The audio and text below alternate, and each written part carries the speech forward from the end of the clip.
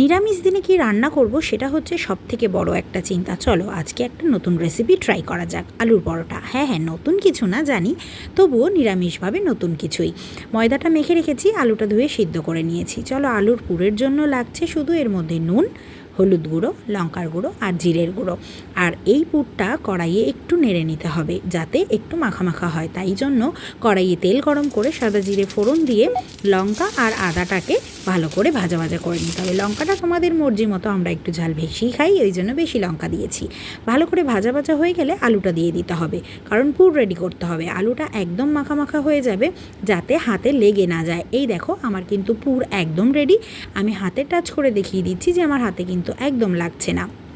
এদিকে যে ময়দার লেচি করে রেখেছিলাম তার মধ্যে পুর ঢুকিয়ে আমি সব কটা রেডি করে নেব। এবার ওপর থেকে ময়দা ছড়িয়ে দেবো যাতে হাতে না লেগে যায় এবং ময়দাগুলো গায়ে গায়ে না লেগে যায়। দেখো, আমার আলুর পরোটা কিন্তু বেলা হয়ে গেছে। কি গোল হয়েছে তো? হ্যাঁ, গোল হয়েছে সব কটাই। এবার অল্প আঁচে অল্প তেল দিয়ে ভালো করে ভেজে নিতে হবে। দেখতে পাচ্ছ তো পরোটাগুলো আমার কতটা ফুলছে? এরকমভাবেই অল্প আছে ভালো করে ভেজে নিতে হবে।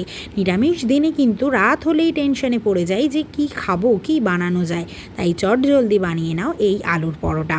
আমার পরোটা একদম রেডি। তোমাদের দেখো, আমি দেখিয়ে দিচ্ছি কতটা নরম হয়েছে আর ভেতরে কতটাই পুর ঠাসা। এটা খেতে কিন্তু কিচ্ছু লাগে না, একটু টক দই হলেই হয়। কি চিন্তা দূর হলো তো? বাই।